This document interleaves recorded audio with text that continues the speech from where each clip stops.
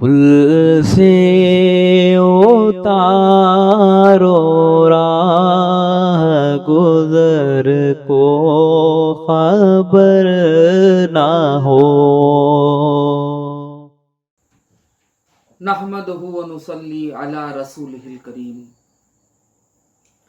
حق تعالیٰ کا بے انتہا فضل و احسان ہے کہ اس نے ہمیں سرکار دو عالم صلی اللہ علیہ وسلم کی امت میں پیدا فرمایا اور ہمیں آپ کا امتی ہونے کا فخر عطا فرمایا۔ اللہ تعالیٰ کا یہ بھی کرم ہے کہ اس نے ہمیں سرکار دو عالم صلی اللہ علیہ وسلم کے صدقہ طفیل سے رمضان المبارک کا مہینہ عطا فرمایا اور ہمیں اس برکت والے مہینے میں سرکار دو عالم صلی اللہ علیہ وسلم کی مدحت بیان کرنے کا موقع عطا فرمایا۔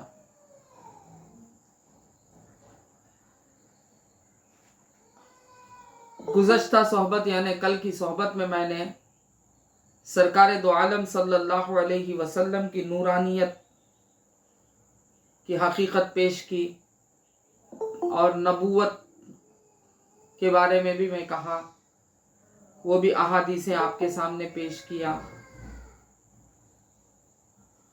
اب میں آگے جاتا ہوں کہ سرکار دو عالم صلی اللہ علیہ وسلم کا بچپنا، الحمدللہ آپ کی پیدائش کا وقت بیان کر چکا۔ اب میں آپ کا بچپنا کے بارے میں کچھ روایتیں ہیں جو میں آپ کے سامنے پیش کرتا ہوں۔ سب سے پہلے ابن شیخ نے اپنے خصائص میں ذکر کیا ہے کہ آپ کا گہوارہ یعنی جھولا فرشتوں کی جنبش سے ہلا کرتا تھا، یعنی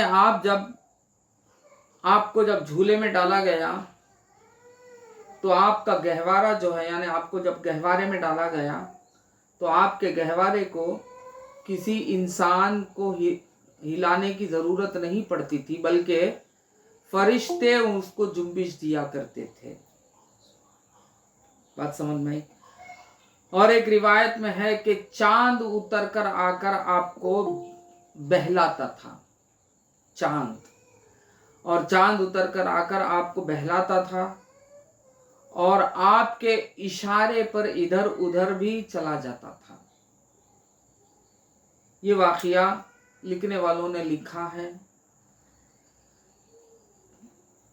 اب بات آتی ہے کہ عرب کے لوگوں کا رواج یہ تھا، یعنی جو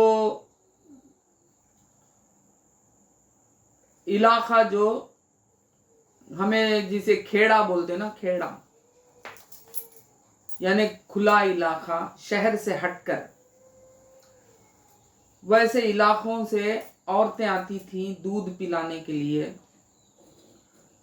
اور عرب کے شہر میں آ کر بچوں کو لے کر جاتی تھی، دودھ پلایا کرتی تھی، رضاعی ماں بنتی تھی۔ دودھ پلانے کی وجہ سے وہ کیا بن جاتی ہیں؟ رضاعی ماں بن جاتی ہیں۔ اور جو رضاعی ماں جس کے بچے ہوتے ہیں وہ بھی رضاعی بہن بھائی ہو جاتے ہیں۔ بات سمجھ میں آئی؟ جس طرح پیدا ہونے کی وجہ سے، رحم کی وجہ سے بھائی بہن ہوتے ہیں، اسی طرح دودھ پلانے والی عورت بھی ماں ہوتی ہے، اسے رضاعی ماں کہتے ہیں، اور ان کے جو بچے ہوتے ہیں وہ بچے بھی رضاعی بہن اور رضاعی بھائی ہو جاتے ہیں، جن سے شادی نہیں ہو سکتی۔ بات سمجھ میں؟ جن سے شادی نہیں ہو سکتی، جس طرح بہن سے شادی نہیں ہو سکتی، بھائی سے شادی نہیں ہو سکتی، اسی طرح رضاعی بہن اور رضاعی بھائی سے بھی شادی نہیں ہو سکتی، اور دودھ پلانے والی عورت ماں ہوتی ہے، رضائی ماں ہوتی ہے۔ یہ رواج تھا عرب کا کہ عرب میں جو بھی بچے پیدا ہوتے تھے باہر سے طائف وغیرہ کے جگہ سے کچھ لوگ نکل کر عورتیں آتی تھیں اور بچوں کو لے کر جاتی تھیں، جس کی وجہ سے ان کو کچھ بھی منافع ملتا تھا، یعنی ان کو بڑے کیا بولتے سو ان کو پیسے دیے جاتے تھے اور ان کو انعامات بھی دیے جاتے تھے۔ اس طرح وہ لے کر جاتی تھیں اور معمول بھی یہ تھا کہ سال میں 2 دفعہ واپس لا کر اپنے اپنے گھر والوں سے ملاتی بچے کو، 6 مہینے کو 1 دفعہ پھر لے کر چلے جاتی۔ اس طرح 2 سال کے عرصے تک بچہ جو ہوتے تھے گھر سے دور رضائی ماں کے پاس پلا کرتے تھے، چونکہ کھلی جگہ ہوتی تھی اور ہوا وغیرہ بہت پیور ہوتا تھا اس زمانے میں بھی، اور جس کی وجہ سے بچوں میں طاقت پیدا ہوتی تھی، جن کا جسم مضبوط ہوتا تھا، اور گاؤں وغیرہ کی رہن سہن میں جو مضبوطی ہوتی تھی وہ مضبوطی ان کو ملا کرتی تھی، اور جس کی وجہ سے وہ تیر چلانے، تیر بازی کرنے، تلوار بازی کرنے میں اچھی طاقت ملتی تھی، کیونکہ گاؤں میں جب رہ کر بچے آتے تھے تو ان کے جسم مضبوط ہوا کرتے تھے۔ اس ارادے سے کیا کیا کرتے تھے کہ بچوں کو رضائی ماں یعنی جو بھی مائیں باہر سے آتی تھیں ان کے تحویل کرتے تھے۔ اس طرح یہ رواج تھا۔ تو اب سرکار مدینہ صلی اللہ علیہ وسلم پیدا ہو چکے تھے۔ اب طائف سے بنی سعد کے عورتیں نکل کر آئی تھیں عرب کی طرف، یعنی مکہ معظمہ کی طرف آئی تھی، شہر مکہ کی طرف آئی اور ان بچوں کو لینے کے لیے نکل کر آئی تھی۔ تو وہ واقعہ یہ ہے کہ حضرت حلیمہ سعدیہ رضی اللہ تعالی عنہا فرماتی ہیں کہ وہ بنی سعد کے عورتوں کے ساتھ نکلی تھی اور ان کے پاس ایک اونٹنی تھی اور ایک گدھی تھی، اور وہ زمانہ ایسا تھا قحط تھا، قحط کی وجہ سے بہت مشکلات تھی، کھانے میں تکلیف تھی، اور یہاں تک کہ چھاتی میں دودھ بالکل نہیں تھا، بالکل کم تھا، خود اپنے بچے کے لیے دینا مشکل تھا، جس کی وجہ سے بچہ رات میں سویا نہیں کرتا تھا، رات بھر آوازیں ڈالتا تھا، چیختا تھا، جس کی وجہ سے ماں باپ سوتے نہیں تھے۔ اس کے باوجود بھی چونکہ کمائی ہوتی ہے، اب نکلنا پڑا، تو جب نکلنے لگے تو ان کے شوہر نے کہا کہ میں بھی ساتھ آتا ہوں۔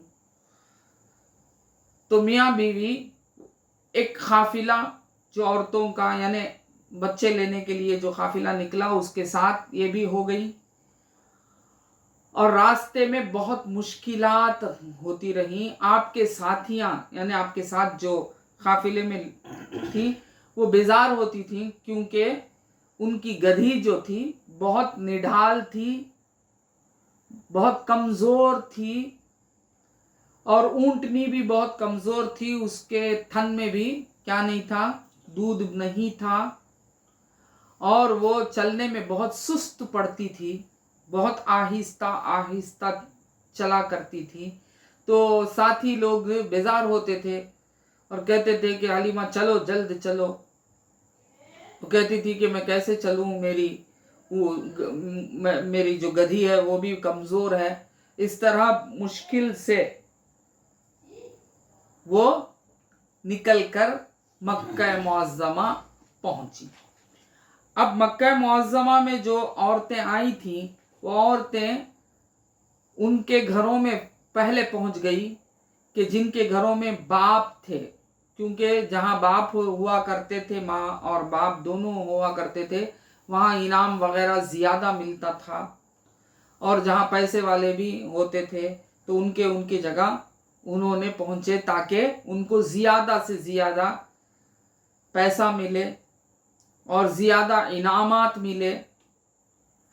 اب ہوا یہ کہ سرکار دو عالم صلی اللہ علیہ وسلم کے والد گرامی کا انتقال ہو چکا تھا۔ پیدا ہونے کے 4 ماہ پہلے حضرت عبداللہ رضی اللہ تعالی عنہ کا انتقال ہو چکا تھا، جس کی وجہ سے آپ یتیم تھے، تو اب آپ کے گھر کوئی اور پہنچی نہیں، حاصل ان کو نہیں کی۔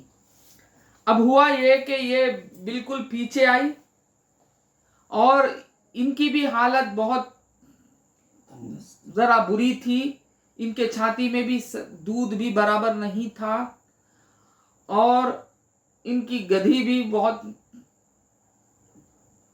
کمزور تھی، ان کی اونٹنی بھی کمزور تھی، تو لوگوں نے بھی ان کو اپنایا نہیں، تو اس طرح لاچار ہو گئے، مجبور ہو گئے، ان کو کوئی کسی گھر سے بچہ نہیں ملا۔ اب مکہ معظمہ میں ابھی 1-2 دن تو ٹھہرنے کا تھا، تو انہوں نے کہا کہ اب اپنے شوہر سے کہا کہ دیکھو، خالی ہاتھ جانے سے بہتر ہے کہ ہم حضرت عبداللہ کے گھر ہی پہنچیں اور وہاں جو لڑکا پیدا ہوا ہے انہی کو کیوں نہ حاصل کر لیں، کچھ نہ ملنے سے بہتر ہے کچھ تو ملے گا۔ یہ بات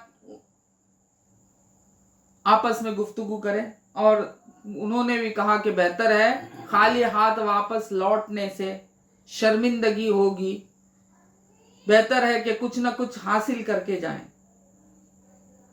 اب بات طے ہوئی تو آپ نے حضرت آمنہ رضی اللہ تعالی عنہا کے گھر پہنچی اور پہنچ کے کہا کہ میں لے کر جاتی ہوں بچے کو۔ تو حضرت آمنہ رضی اللہ تعالی عنہا نے ان کو بتایا کہ دیکھو یہ لڑکا ہے۔ جو ہی وہ حضرت سرکار مدینہ صلی اللہ علیہ وسلم کے چہرے مبارک پر نظر پڑی، ایک کشش اور ایک نورانیت محسوس کی، اور فوراً اس کو لپک کر اٹھا کر اپنے چھاتی سے لگا لی۔ اس طرح وہ لے کر آئی اور دیکھتی ہی کیا ہے کہ چھاتی میں دودھ بھرایا، تو بہت خوش ہوئی کہ ہاں چلو اللہ نے اس بچے کے طفیل ہمیں برکت عطا فرمائی ہے۔ پھر ان کے شوہر بھی کہے کہ یہ بچہ برکت والا بچہ ہے جو ہم کو اللہ تعالیٰ نے ملایا ہے، تو تمہارے چھاتی میں بھی بہت دودھ آ گیا۔ اور پھر دیکھتے دیکھتے اونٹنی تازی ہو گئی اور اونٹنی میں بھی دودھ بھر گیا، اور وہ جو گدھی تھی جو بالکل کمزور تھی وہ بھی تر و تازہ ہو گئی۔ اب قافلہ واپس نکلا۔ اب واپسی کے وقت میں اسی گدھے پر، جس گدھی پر آئے تھے اسی گدھی پر سوار ہوئے اور سرکار دو عالم صلی اللہ علیہ وسلم کو لے کر نکلے۔ تو عالم یہ تھا کہ ساتھی لوگ جو بیزار ہوا کرتے تھے، جب وہاں سے مکے کو آئے نا، جب اس وقت میں جو لوگ بیزار ہوا کرتے تھے، جلدی چلو، کیا پیچھے پڑ گئے، تمہاری وجہ سے ہم کو بھی سست چلنا پڑتا ہے، جو پریشان ہوتے، بلکہ وہ پوچھنے لگے کہ اے سعدیہ، کیا وہ یہی گدھی ہے جو آئی تھی؟ کہیں کہنے لگے کہ ہاں وہی گدھی ہے، یہ یہی اونٹنی ہے تمہاری جو ہمارے ساتھ آئی تھی؟ ہاں، کہنے لگے ہاں ہم کو پتا نہیں، برکتیں ہی برکتیں، اور اتنی تیز نکلنے لگی کہ وہ لوگ کہنے لگے کہ ذرا آہستہ چلو تاکہ ہم بھی ساتھ ساتھ چلیں. تو اس طرح پورا منظر الٹ ہو گیا. کیا ہو گیا؟ پورا منظر الٹ ہو گیا. یہاں تک کہ جب وہ گھر آئے، گھر میں ان کی جو بکریاں تھی،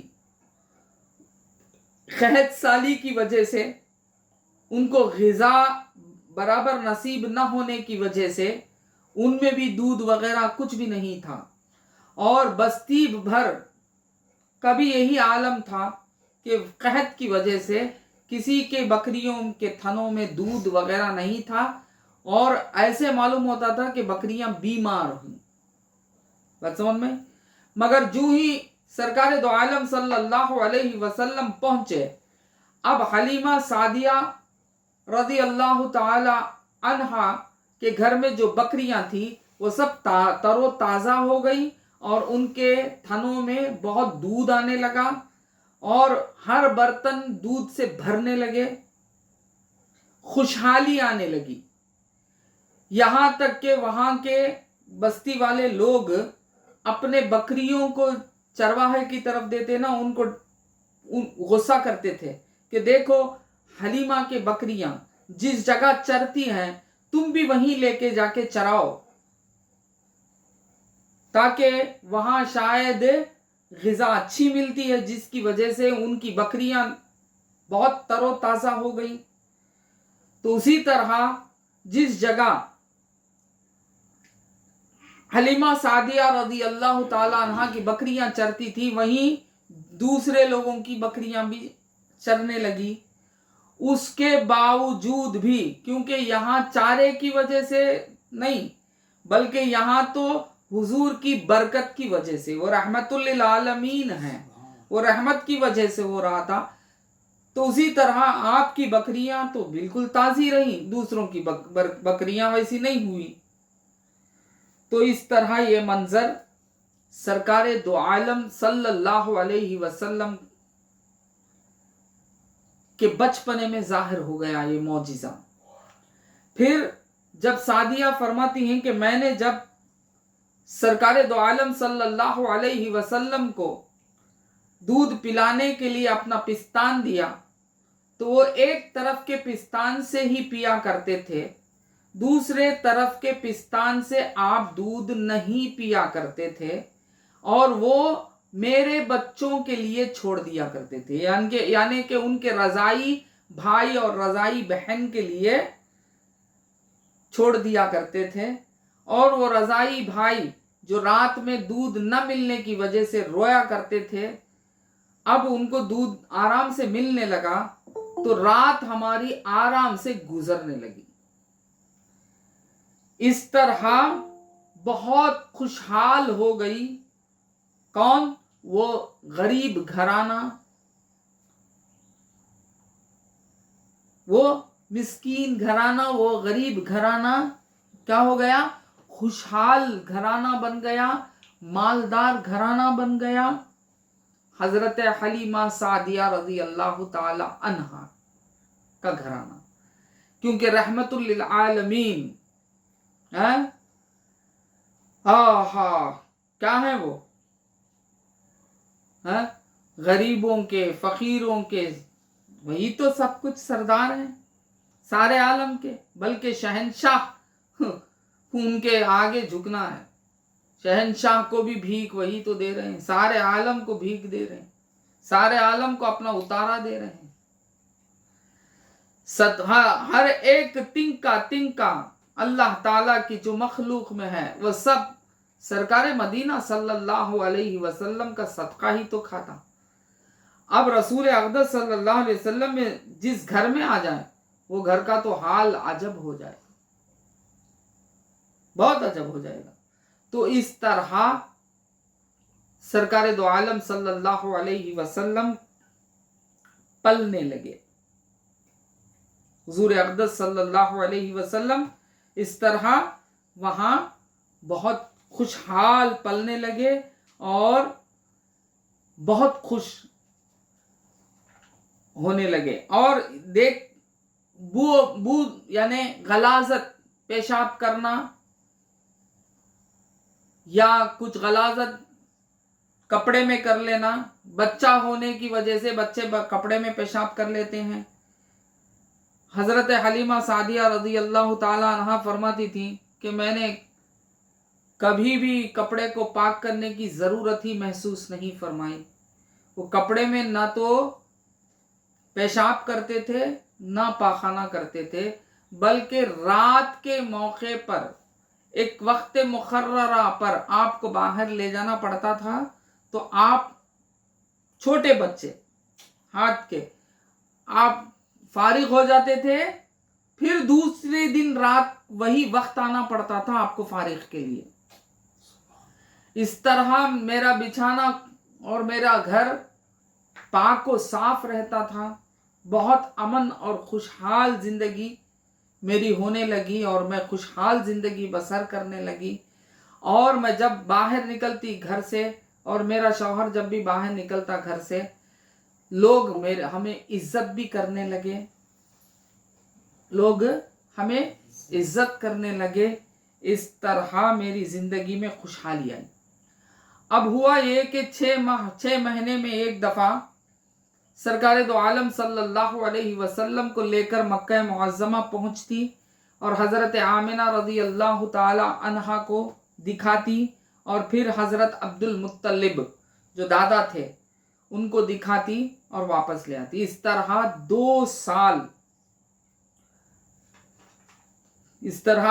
2 साल दूध आपको पिलाती रही। जब 2 साल गुजरे, दूध छुड़ाने का वक्त आया, हजरत इब्ने असाकर ने इब्ने अब्बास रजी अल्लाह ताला अन्हु से रिवायत की है कि हजरत हलीमा रजी अल्लाह ताला अन्हा कहती थी कि उन्होंने जब आपका दूध छुड़ाया है तो आप सल्लल्लाहु अलैहि वसल्लम ने दूध छुड़ाने के साथ ही सबसे अव्वल जो कलाम फरमाया है वो ये था, अल्लाहु अकबरु कबीरा वल्हम्दुलिल्लाहि कसीरा व सुबहानल्लाहि बुकरतम वासीला। ये थे अल्फाज सरकार दो आलम सल्लल्लाहु अलैहि वसल्लम की जबान से निकले।